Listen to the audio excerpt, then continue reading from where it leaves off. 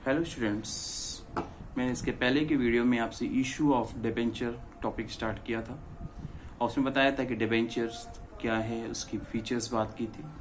आज हम उसके आगे बढ़ते हुए बात करेंगे बॉन्ड। बॉन्ड भी डिबेंचर की तरह ही इशू किया जाने वाला एक ऐसा डॉक्यूमेंट है जिसका इंटेंशन मार्केट से लोन जनरेट करना होता है। ये भी बट ये आपके government organisation, semi government organisation और नॉन गवर्नमेंट ऑर्गेनाइजेशन किसी भी तरह के ऑर्गेनाइजेशन में इशू किया जा सकता है। बट दोनों में डिबेंचर और बॉन्ड में डिफरेंस ये है कि डिबेंचर हमेशा प्री डिटरमाइंड इंटरेस्ट रेट के साथ इशू किया जा सकता है, बट बॉन्ड के लिए ऐसा कोई जरूरी नहीं। Bond without any pre determination of rate, interest rate के भी इशू किया जा सकता है। और बॉन्ड को इसीलिए डीप डिस्काउंट बॉन्ड या जीरो कूपन बॉन्ड के नाम से भी जाना जाता है। मतलब दोनों में क्या अंतर है? दोनों में अंतर यह है कि pre determination of interest, debenture की सिचुएशन में ऑलवेज इंटरेस्ट रेट जिस डेट को इशू किया जाता है उसी डेट पे प्री डिटर्मिनेशन हो जाता है और डिबेंचर पे मेंशन होता है। बट बॉन्ड की सिचुएशन में इंटरेस्ट रेट का प्री डिटर्मिनेशन होना कोई जरूरी नहीं है। मैक्सिमम टाइम पर इसका इंटरेस्ट रेट प्री डिटरमाइंड नहीं होता है और ये government organisation, semi government organisation या नॉन गवर्नमेंट किसी तरह के ऑर्गेनाइजेशन में बॉन्ड इशू किया जा सकता है। आगे बढ़ते हुए हम बात करेंगे टाइप्स ऑफ डिबेंचर।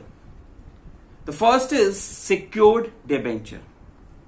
ये डिबेंचर्स में सिक्योर्ड, डिबेंचर्स बेसिकली हमेशा सिक्योर्ड ही होता है।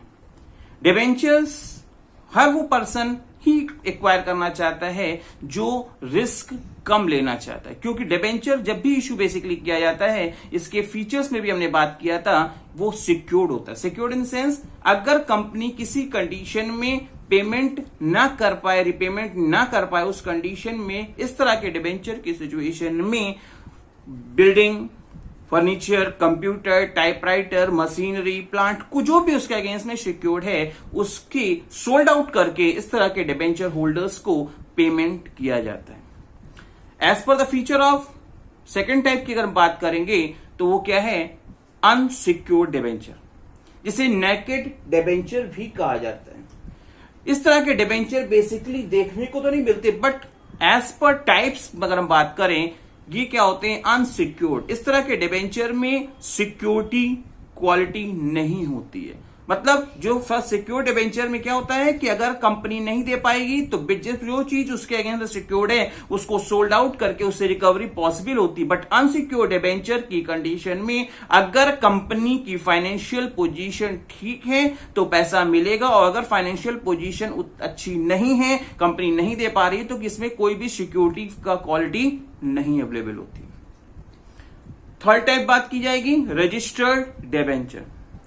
इस तरह के डिबेंचर होल्डर्स का नाम कंपनी के रिकॉर्ड में, उसका नाम, पता, पूरा रजिस्ट्रेशन, उसका सारे रिकॉर्ड्स उसके क्या होते हैं? मेंशन होते हैं। उसको किसको इंटरेस्ट दिया जाना है, उसका बैंक अकाउंट, सारी इंफॉर्मेशन कंपनी के रिकॉर्ड में अवेलेबल होती है। उसी जिसके नाम पर डिबेंचर अलॉटेड है उसी को ये सारे फीचर्स की सारी जो एडवांटेज कंपनी से मिलने हैं, कंपनी से इंटरेस्ट मिलना है, कंपनी से रिम्बर्समेंट मिलना है, वो उसी पर्सन, रजिस्टर्ड पर्सन को ही, जो कंपनी के रिकॉर्ड में अवेलेबल है, उसी को ये सारी क्वालिटीज, सारे एडवांटेजेस मिलते हैं। जबकि हम फोर्थ फीचर्स पे जब बात करते हैं, फोर्थ टाइप की बात करते हैं, तो बियरर डिबेंचर। बियरर डिबेंचर्स वो डिबेंचर्स होते हैं ये जिसके पास होंगे, आज राम के पास है, फिर श्याम के पास, फिर जो भी जिसके पास होगा, जो होल्ड करेगा, उसको कंपनी रिपेमेंट कर देगी स्पेसिफिक डेट आने पर, और इंटरेस्ट का पेमेंट भी स्पेसिफाइड पर। इसका रिकॉर्ड कंपनी के पास नहीं होता है। मतलब क्या कि इसके होल्डर का नाम जिसके पास होगा वो इसका मालिक माना जाएगा, उसी को रिम्बर्समेंट मिलेगा, उसी को रिपेमेंट मिलेगा, उसी को इंटरेस्ट मिलेगा। जो होल्ड करेगा, जिसके पास होगा, वही उसका क्या है? मालिक माना जाएगा। चार टाइप बात की मैंने, secure debenture, unsecured debenture, registered debenture और हमने बात किया बेरर डिबेंचर। अब हम बात करेंगे रिडीमेबल डिबेंचर। डिबेंचर्स हमेशा प्री डिटरमाइंड होते हैं, पहले से उस पर इंटरेस्ट डिफाइन होता है। ये जो टाइप्स आपको बताए जा रहे हैं एज पर फीचर्स इसको डिफाइन किया गया, बट रिडीमेबल डिबेंचर हमेशा रिडीमेबल होता है, क्योंकि हमेशा जो भी डिबेंचर डेप्ट जनरेट करने के लिए किया जाता है वो हमेशा पहले से डिफाइन होता है कि 5 इयर्स, 7 इयर्स, 10 इयर्स, 12 ईयर। तो उसी क्वालिटी के अकॉर्डिंग अगर हम टाइप्स में बात कर रहे हैं तो रिडीमेबल डिबेंचर का मतलब है ऐसे डिबेंचर्स जिनका कंपनी के वर्किंग लाइफ में बिटवीन 5 इयर्स, 7 इयर्स, 10 ईयर, जिस टाइमिंग पीरियड के लिए डिबेंचर इशू किया गया है उस टाइमिंग पीरियड के कंप्लीट होने के बाद कंपनी के वर्किंग लाइफ में इस तरह के डिबेंचर्स का रिपेमेंट कर दिया जाता है। कंपनी की वर्किंग लाइफ में कर दिया जाता है, ध्यान रखिएगा। रिडीमेबल का मतलब होता है कंपनी के चलते रहते हुए भी इस तरह के डिबेंचर्स का पेमेंट कर दिया जाता है। जबकि 6 टाइप्स में बात करेंगे इरिडीमेबल डिबेंचर। इस तरह के डिबेंचर्स के रिडम्पशन की डेट डिबेंचर्स पे पहले से ही प्री डिटरमाइंड नहीं होती है। इस तरह के डिबेंचर्स देखने में भी बहुत कम पाए जाते हैं और इस तरह के डिबेंचर का रिडम्पशन कंपनी के लाइफ में नहीं होता, कंपनी के डिसॉल्व होने की सिचुएशन में इस तरह के डिबेंचर होल्डर्स को डिबेंचर की अमाउंट, प्रिंसिपल अमाउंट रिफंड की जाती है। केवल और केवल कंपनी के डिसॉल्व होने की सिचुएशन में ही इरिडीमेबल डिबेंचर होल्डर्स को उनकी प्रिंसिपल अमाउंट वापस मिल पाती। कंपनी के वर्किंग लाइफ में इरिडीमेबल डिबेंचर की सिचुएशन में कोई भी पैसा रिफंड नहीं किया जाता। Next, convertible debenture. Convertible debentures उन डिबेंचर्स को कहा जाता है जिनके होल्डर्स को कंपनी एक ऑप्शन प्रोवाइड करती है, एक स्पेसिफाइड रेट पर उन्हें अपने डिबेंचर्स को इक्विटी शेयर्स में एक स्पेसिफाइड प्रोपोर्शन में, एक स्पेसिफाइड टाइमिंग पीरियड ड्यूरेशन में उनको क्या है कन्वर्ट, अपने डिबेंचर्स को कन्वर्ट करा इक्विटी शेयर्स में कन्वर्ट कराने का ऑप्शन कंपनी प्रोवाइड करती है। हमने आपसे बात किया बॉन्ड के बारे में, हमने आपसे बात किया टाइप्स के बारे में। अब हम आगे आपसे बात करेंगे डिफरेंस बिटवीन शेयर और डिबेंचर्स। कहते हैं शेयर में भी मैंने आपको बोला था कि कंपनी की कॉमन सील का यूज करते हुए इसे इश्यू किया जाता है। डिबेंचर्स में भी मैंने यही बताया आपसे। दोनों मार्केट के इन्वेस्टर्स से इन्वेस्टमेंट को बढ़ावा देने के लिए इशू किया जाता है। मैंने दोनों सेंस में बात किया, बट दोनों में कुछ फीचर्स वाइज कुछ क्वालिटी में डिफरेंस होता है। शेयर्स जो इशू किया जाता है वो मार्केट से कैपिटल जनरेट करने के इंटेंशन से किया जाता है, जबकि डिबेंचर जो इशू करने के पीछे मोटिव लोन, मार्केट से लोन, क्योंकि डिबेंचर डेप्ट वर्ड से जनरेट हुआ है। डिबेंचर का मतलब ही यही है, मार्केट से लोन रेज करने के इंटेंशन से जिस डॉक्यूमेंट को कंपनी की कॉमन सील का यूज करते हुए इशू किया जाता है वो क्या है, डिबेंचर। शेयर के होल्डर्स को उनके इन्वेस्टमेंट के रिवॉर्ड में डिविडेंड मिलता है, जो क्या होता है, प्रॉफिट का पार्ट होता है। प्रेफरेंस शेयर की कंडीशन में इसका डिविडेंड रेट प्री डिटरमाइंड होता है, जबकि इक्विटी शेयर की कंडीशन में इसका डिविडेंड रेट प्री डिटरमाइंड नहीं होता है। जबकि डिबेंचर की कंडीशन में हमेशा इंटरेस्ट रेट प्री डिटरमाइंड होगा और यहां पे कंपनी के प्रॉफिट होने या ना होने हर सिचुएशन में उसे इंटरेस्ट प्रोवाइड किया जाएगा। थर्ड डिफरेंस में बात करेंगे fluctuating and fix rate of dividend and interest, जो कि मैं पहले भी वही बात कर गया।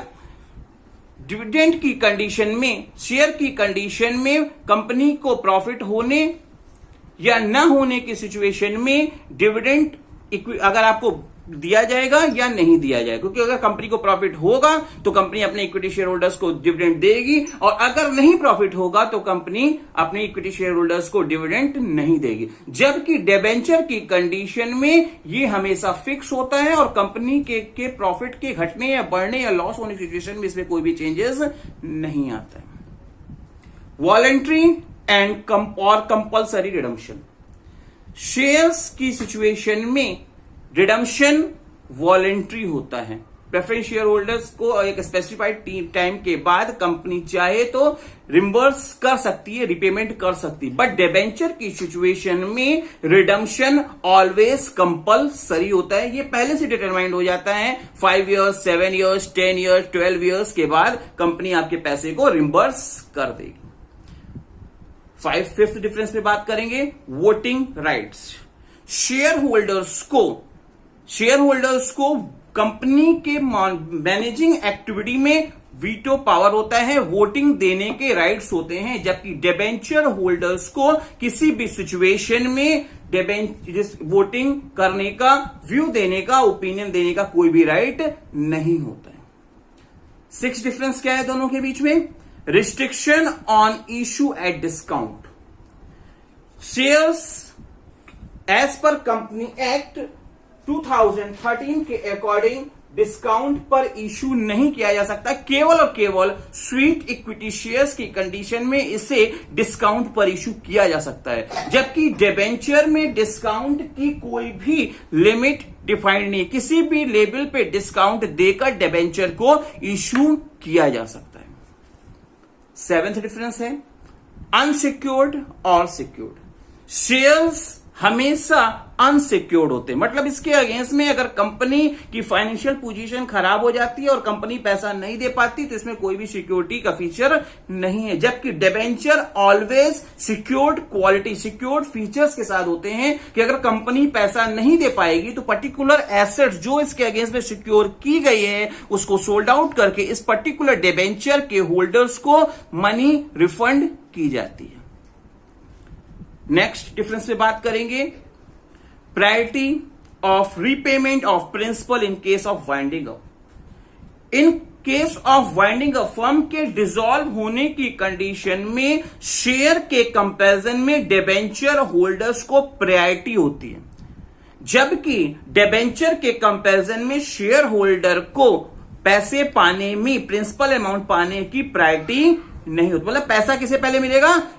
डिबेंचर होल्डर को पहले मिलेगा, देन आफ्टर अगर पैसा बचेगा तब आपके शेयर होल्डर्स को पैसे का रिफंड किया जाएगा।